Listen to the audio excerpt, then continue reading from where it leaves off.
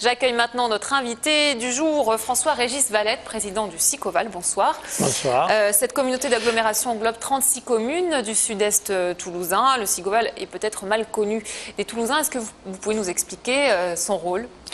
Alors, d'abord, c'est une intercommunalité, c'est-à-dire on regroupe des communes pour faire ensemble mieux et davantage que ce qu'on pourrait faire donc séparément, ou même pour faire d'ailleurs des choses qu'on ne pourrait pas faire donc séparément.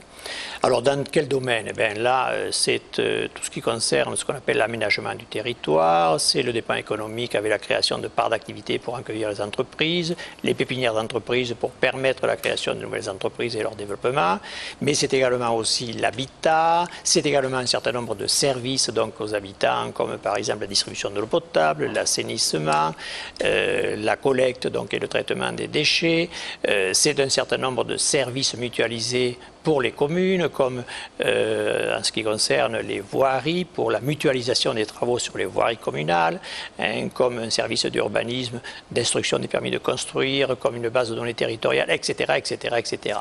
Il était question à terme que le SICOVAL sont englobés dans la communauté urbaine du Grand Toulouse. Qu'en est-il? Est-ce que c'est exact? Est-ce que c'est ce qui va se passer? Non, écoutez, il n'y a aucune raison que cela se passe. Il n'y a pas d'intérêt. Je crois que construire une intercommunalité, il faut qu'il y ait un périmètre pertinent. Il faut, parce qu'avec une intercommunalité, on perd de la proximité que l'on a avec le citoyen, entre l'élu et le citoyen, comme on a au niveau de la commune. Donc il faut construire des intercommunalités qui soient pertinentes du point de vue de leur périmètre, en termes de bassin de vie, de bassin d'emploi, du point de vue géographique. Et il ne faut pas construire une usine à gaz où on rassemblerait 150 communes, ou même toutes les communes de l'aire urbaine, 340 communes. Ça n'aurait plus de sens. Et là, je pense que le citoyen ne s'y reconnaîtrait plus. En attendant, il y a des tensions avec le Grand Toulouse, plutôt au sein de Tisséo. Le conflit porte sur le prolongement de la ligne B du métro vers la Beige. C'est un projet donc, que vous défendez. Alors que le Grand Toulouse est d'accord pour le prolongement, mais en tram. C'est un véritable rapport de force? Alors écoutez, d'abord, le prolongement de la ligne B en métro a été décidé à l'unanimité en juillet 2006 avec un programme donc, et un budget de 350 millions d'euros qui ont été votés. Et à partir de là, les études ont commencé effectivement donc, à démarrer.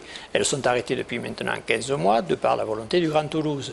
Ce qu'il faut voir, c'est que c'est un projet, pas pour le SICOVAL, c'est un projet donc, à l'échelle de l'agglomération, de toute l'agglomération. La pétition que nous avons lancée, qui a rassemblé donc, pour le moment plus de 25 000 signatures, la moitié ce sont des Toulousains.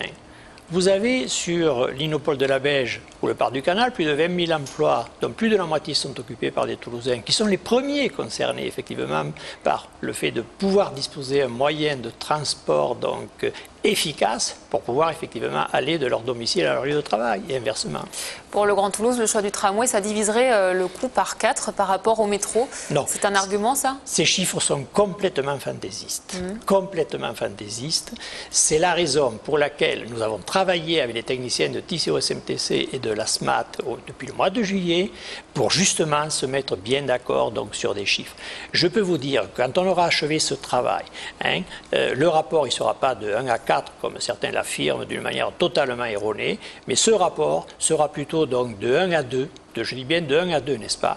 Mais en revanche, pour des temps de trajet qui seront bien plus faibles avec le métro, pour un nombre de voyageurs jour transportés qui sera bien plus important avec le métro, pour effectivement aussi préparer donc l'avenir, parce qu'il faudra aller au-delà effectivement du métro par des moyens de transport, comme les bus en site propre, etc., et éviter ces fameuses ruptures de charge qui font que les gens ne prennent pas, s'il faut qu'ils changent 3 ou 4 fois de moyens de transport, ils ne prennent plus à ce moment-là effectivement les moyens de transport.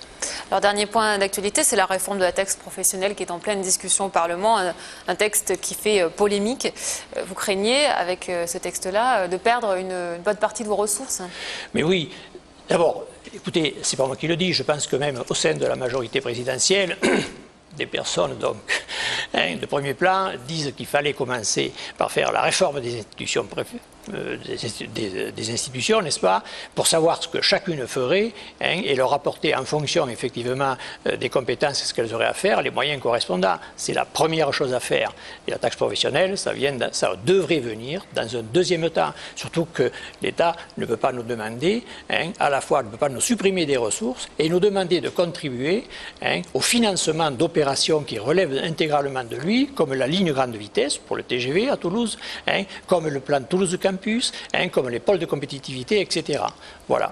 Donc on n'a plus les moyens. En un mot, est-ce que vous pouvez estimer le manque à gagner si ce texte passait écoutez, si le texte passait, donc, d'abord, on ne sait pas encore comment ça serait en partie donc, compensé, n'est-ce pas? Nous estimons que ça ne peut pas être compensé sur le budget de l'État. L'État, attendez, le niveau d'endettement que nous connaissons aujourd'hui sur le plan national, je dis que c'est proprement scandaleux. Nous sommes des générations qui laissons un endettement considérable, n'est-ce pas, donc aux générations futures, et qui est un endettement pas pour de l'investissement, pour du fonctionnement. Bon, donc ça ne peut pas être de cette manière-là. Bon, alors effectivement, si on n'a pas donc une fiscalité dynamique, ben, il est clair qu'on ne pourra pas financer la LGV, qu'on ne pourra pas financer effectivement l'Université de Toulouse, etc. etc. Ça, il faudra bien faire des choix, à moins effectivement de le faire payer par les ménages, par les particuliers, et de transférer donc cette fiscalité qui était payée par les entreprises, de la transférer donc sur les ménages. Je vous remercie François-Régis Valette.